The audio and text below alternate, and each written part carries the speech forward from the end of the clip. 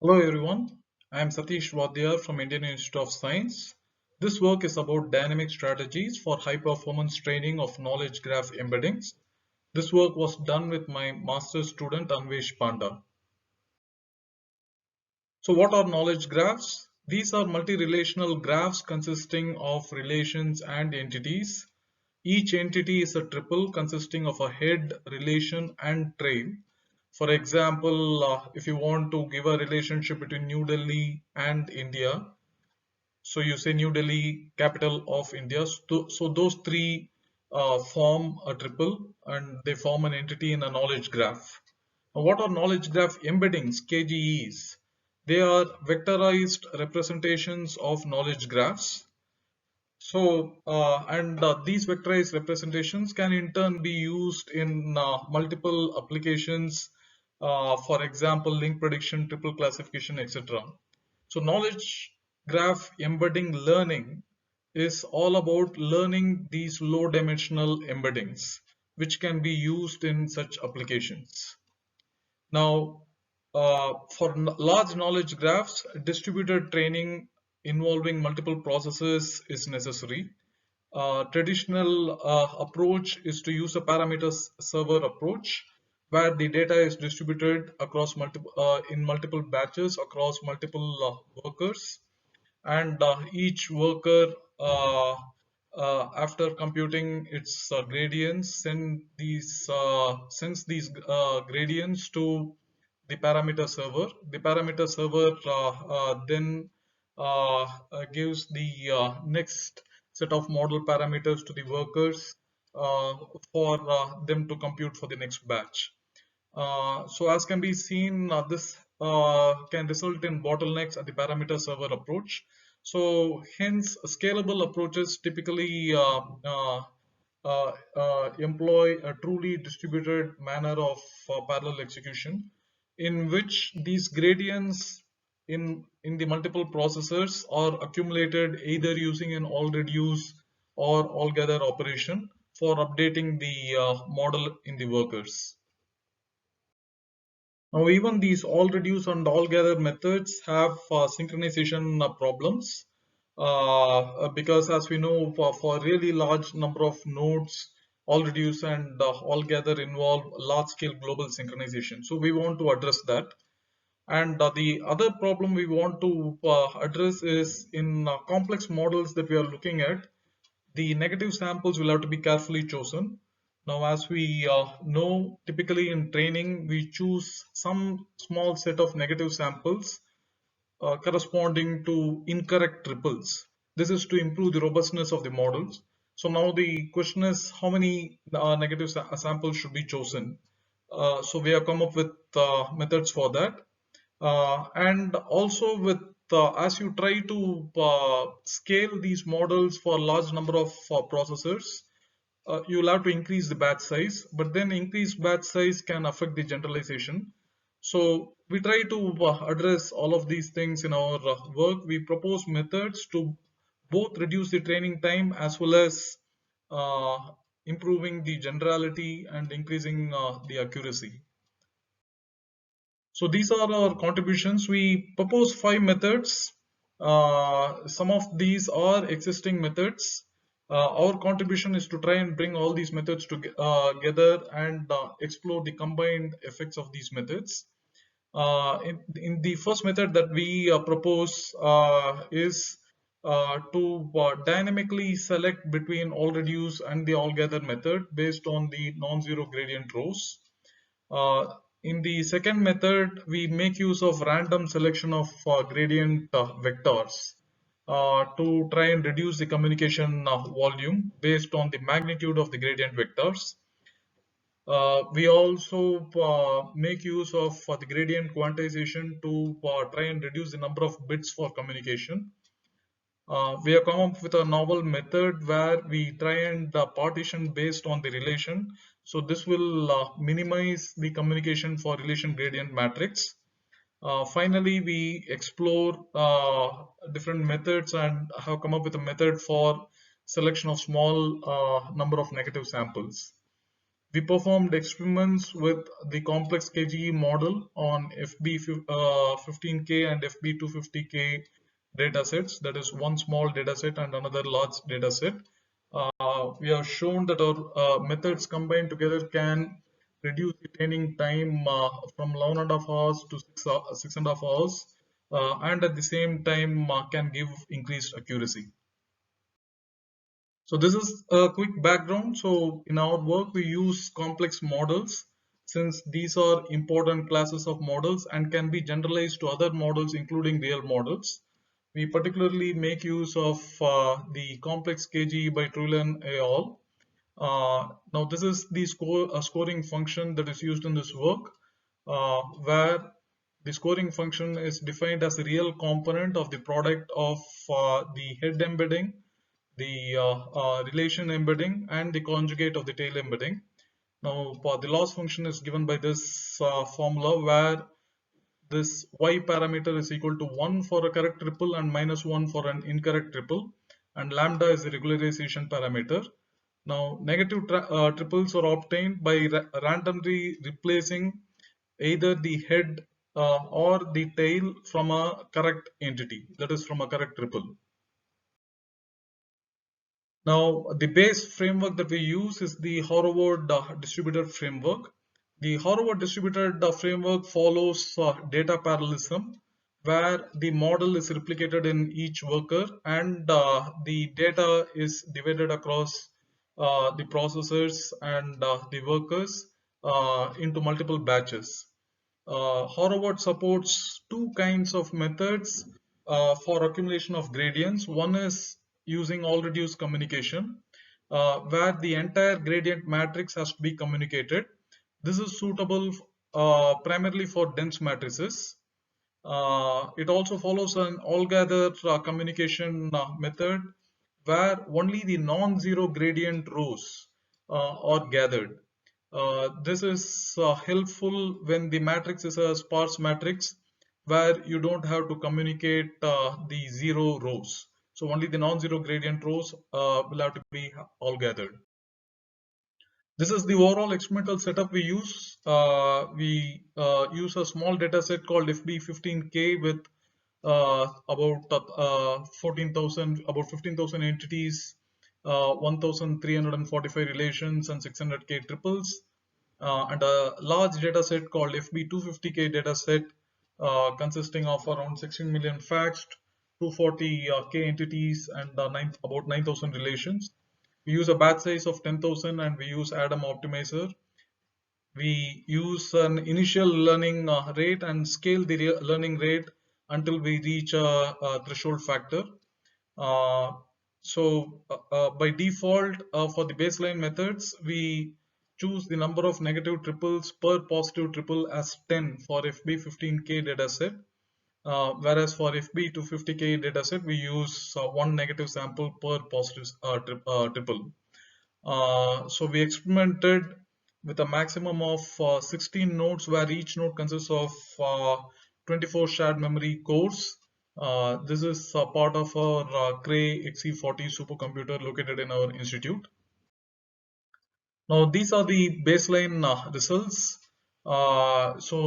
This compares the total training time when you use altogether versus all reduced for these two data sets.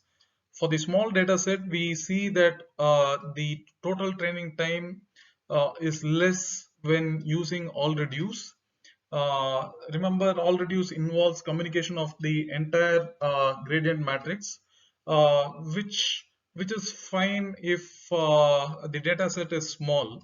Whereas all gather, on the other hand, even though it tries to reduce the number of rows and communicates only the non-zero rows, it involves certain bookkeeping in terms of managing the indices, and that affects the performance for small data set.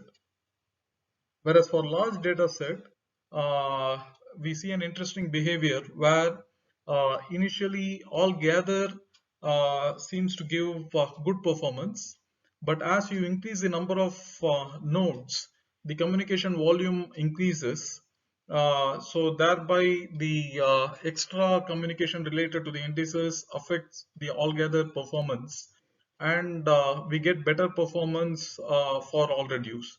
Now this is the kind of graph that motivates us to come up with our first method, with our first optimization method. So these are the various optimizations that we are looking at. The first optimization method is where we try to dynamically select either all reduced communication pattern or all gather communication pattern as we go along training. This graph shows that with the increase in the number of epochs in training a particular model, the number of non-zero gradient rows they keep decreasing. Okay, so so that is the matrix becomes more and more sparse. Now this gives us an idea. So where in the initial part of the training, we can start with an all reduce operation, and at some point as the matrix becomes more sparse, we can switch to all gather operation. What we do in our method is at the end of every kth epoch in our work we have chosen k as 10.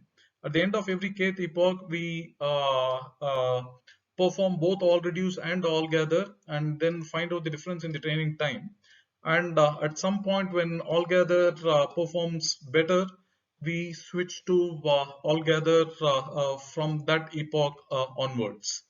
So this is our first method. In our second method, we dynamically choose a subset of gradient vectors for communication. Instead of communicating the entire gradient matrix for either all gather or all reduce. This is one of the known methods.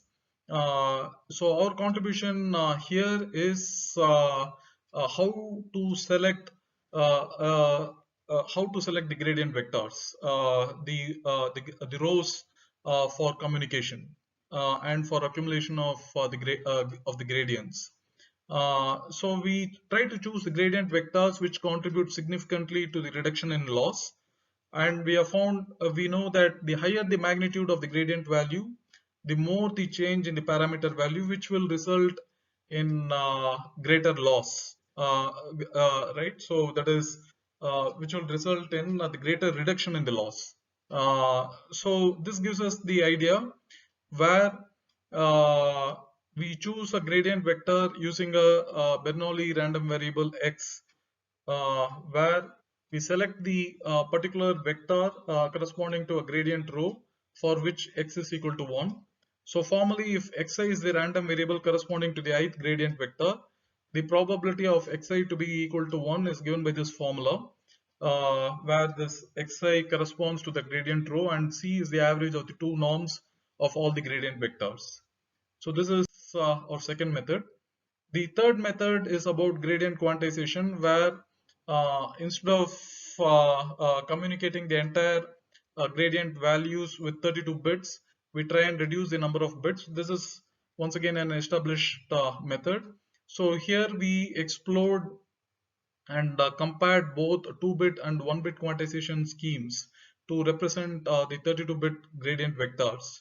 So in the 2-bit quantization scheme, the value is given as the product of the sign of the vector multiplied by the mean of the absolute values of the vector, and p, which is a binary random vector that is given by this particular formula.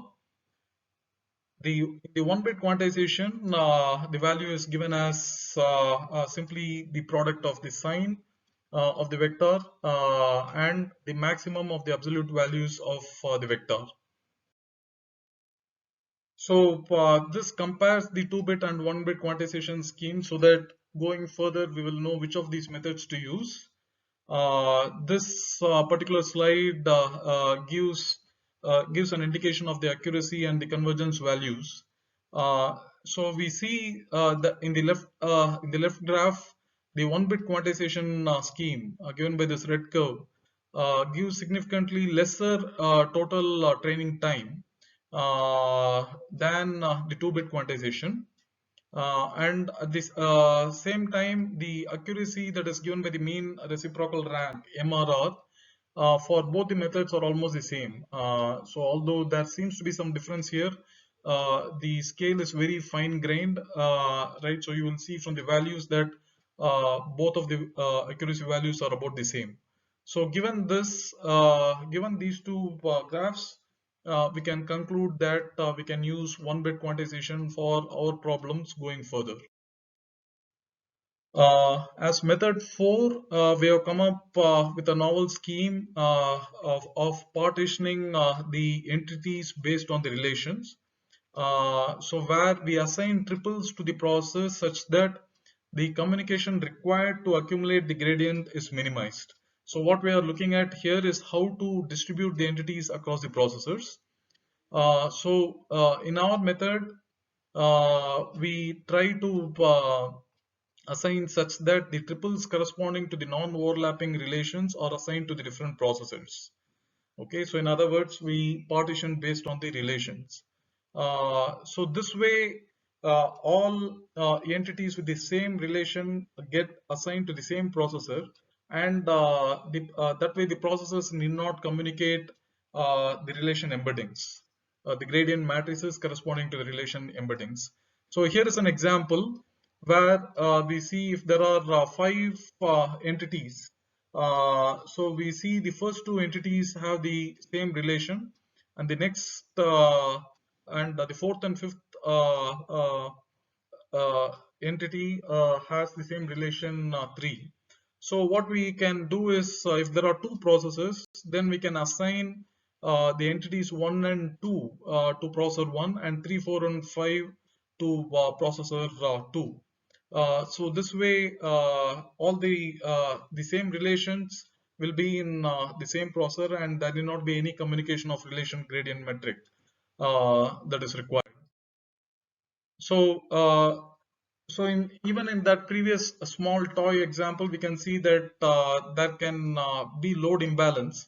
In order to avoid that, what we do is we first form an array uh, consisting of the number of entities with the same relation, right? So each element in the array corresponds to a relation, and that element will give the number of entities with the same relation.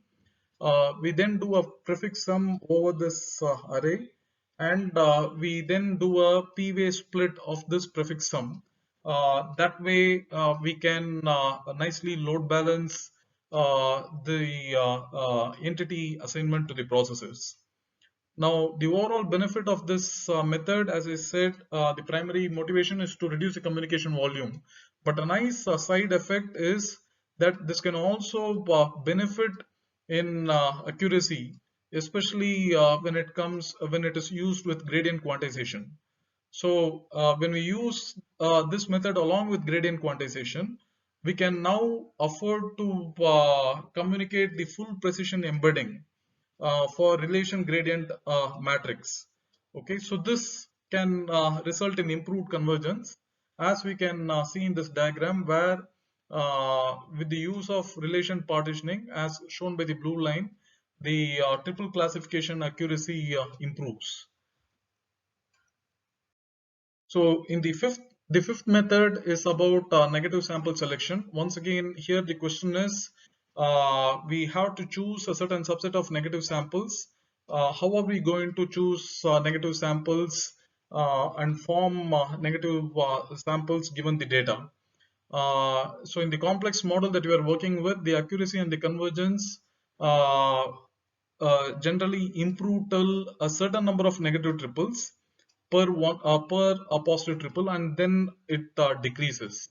So this goes to show that the accuracy generally doesn't improve with larger and larger negative samples.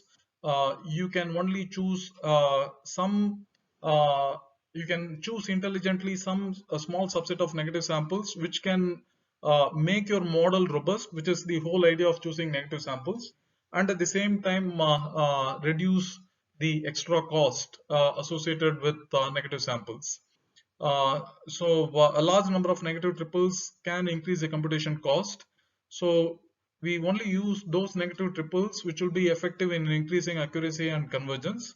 And these are typically the negative triples which the model is finding challenging to classify.